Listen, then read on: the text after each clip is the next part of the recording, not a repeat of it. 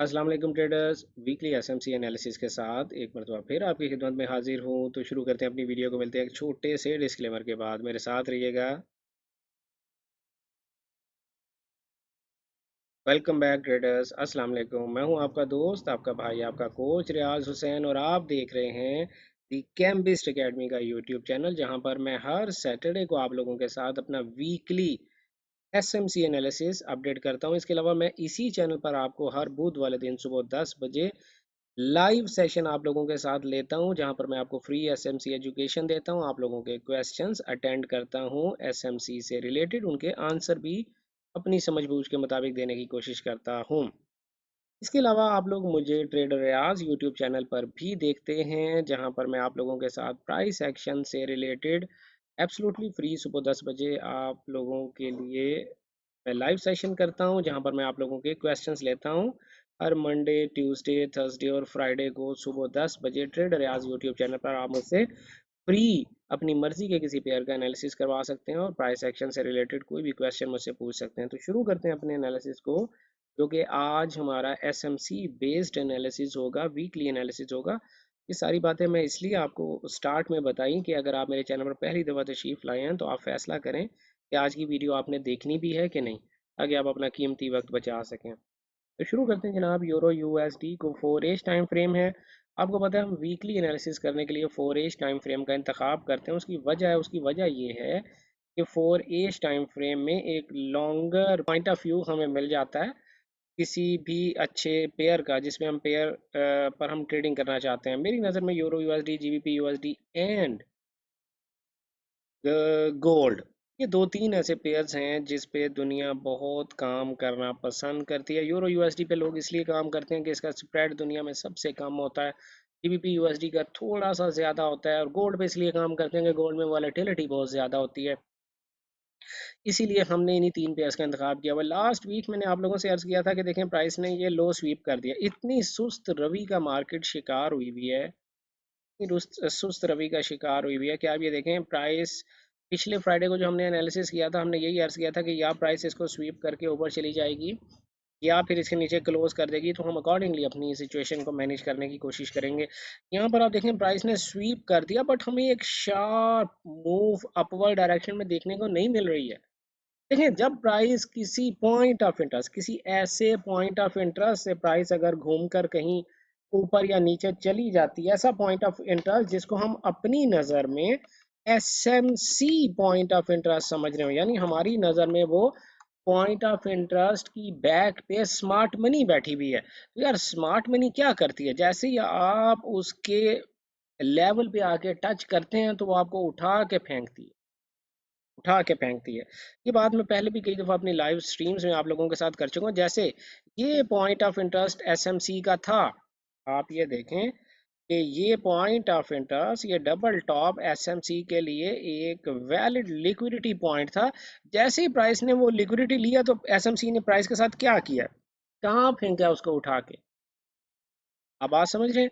तो ये जो प्राइस उठा के फेंकती है, तो इसकी इनिशिएट जहां से ये प्राइस इनिशिएट हुई होती है, ये आपके लिए एक स्ट्रॉन्ग एसएमसी के कॉन्सेप्ट के हवाले से या आपके लिए एक स्ट्रॉन्ग पॉइंट ऑफ इंटरेस्ट बन जाता है। यहाँ पर प्राइस ने ये लो स्वीप किया, लेकिन उसके बाद प्राइस ऊपर क्यों नहीं जा रही?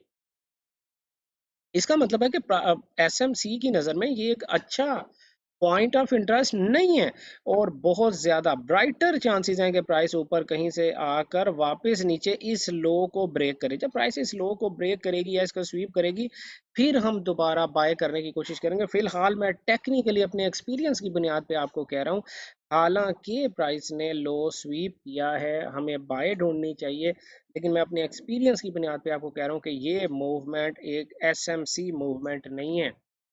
तो price is likely to come back to take these equal lows. ये जो आपको दिखाई दे रहे हैं ना इक्वल लोज, डबल बॉटम, मेरा ख्याल है प्राइस इनको स्वीप करके फिर कोई ना कोई आपको अपॉर्चुनिटी प्रोवाइड करेगी। तो मैं यूरो में फिलहाल सेल फाइंड करने की कोशिश कर रहा हूँ।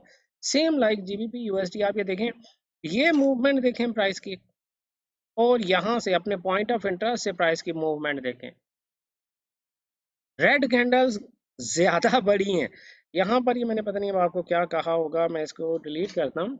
बहरहाल क्योंकि प्राइस जो है वो मूव हुई है हमारे पॉइंट ऑफ इंटरेस्ट से, और मैं कब से आपको कहे चला जा रहा था, ये मैंने आपके लिए निशान भी लगा के रखा हुआ था कि प्राइस के नीचे यहाँ पर बेहिसाब लिक्विडिटी इकट्ठी हो गई है और प्राइस ने उस लिक्विडिटी को लेने जाना ही जाना है। लेकिन जितनी तेजी से प्राइस ये लिक्विडिटी लेने आई थी उतनी तेजी से प्राइस को वापस ऊपर की तरफ जाना चाहिए था, जो कि नहीं जा रही। तो आई एम स्टिल एक्सपेक्टिंग कि price might retest this level once again. तो यू कैन एक्सपेक्ट, लेकिन अगर प्राइस ऊपर जाती भी है तो एटलीस्ट उसे ये लो लेना चाहिए या ये लो लेना चाहिए फिर ऊपर जाए, क्योंकि यहाँ से यहाँ तक प्राइस के पास कोई ऑर्डर ब्लॉक नहीं है। तो अगर आपको बाय ढूंढनी है तो इन दोनों लोज में से किसी एक लो पर प्राइस आपको स्वीप करने के बाद बाय अपॉर्चुनिटी प्रोवाइड कर सकती है। गोल्ड, गोल्ड गोल्ड में हमने आपसे क्या अर्ज किया था, क्या अर्ज किया था गोल्ड में? गोल्ड में हमने आपसे ये अर्ज किया था भाई कि ये एक ऑर्डर ब्लॉक है जिस पे प्राइस 50% से नीचे क्लोज नहीं कर पा रही है, बट प्राइस बार बार इसी के दर्शन करने आ जाती है। ये 2007 से लेके 2017 के दरमियान हमारी नज़र में, यानी एसएमसी की नज़र में, एक बड़ा स्ट्रॉन्ग पॉइंट ऑफ इंटरेस्ट है। जो प्राइस, जब प्राइस उस तक आती है, ये पहली दफ़ा आई उसने ऊपर फेंक दिया, दूसरी दफ़ा आई ऊपर फेंक दिया, तीसरी दफा फिर आई ऊपर फेंक दिया, चौथी दफा फिर आई ऊपर फेंक दिया, और अब क्या करेगी हम कुछ नहीं कह सकते। लेकिन ओब्वियसली आने वाले कुछ दिनों में प्राइस जो है वो एक दो दिन जो है वो फर्दर डाउन जा सकती है, एटलीस्ट इस जोन को रीटेस्ट करने के लिए। जब प्राइस इसे ब्रेक करेगी, अब देखें प्रॉब्लम क्या, प्रॉब्लम यह है कि पहला फर्स्ट जो पॉइंट ऑफ इंटरेस्ट है प्राइस उससे मूव कर चुकी बट नया हाई नहीं बनाया। तो मैंने आपको यही कहा था कि जब कभी प्राइस अपने मकसद में कामयाब ना हो तो वो दोबारा आया करती है उस जोन में, वो दोबारा उस जोन में आया करती है जहां से उसने अपना मकसद स्टार्ट किया था। ठीक है, तो यहाँ पर मैं ये अज्यूम कर सकता हूँ कि ये जो प्राइस ने अपना स्ट्रक्चर चेंज किया था, चेंज ऑफ करेक्टर किया था 4 एज टाइम फ्रेम के मुताबिक, अगर यहाँ से प्राइस ऊपर नहीं जाती, इस लो को स्वीप करके ऊपर नहीं जाती, तो इस हाई को रीटेस्ट करके शायद प्राइस ऊपर वापस जा सकती है। अदरवाइज आई एम एक्सपेक्टिंग के price should come down to retest this level once again.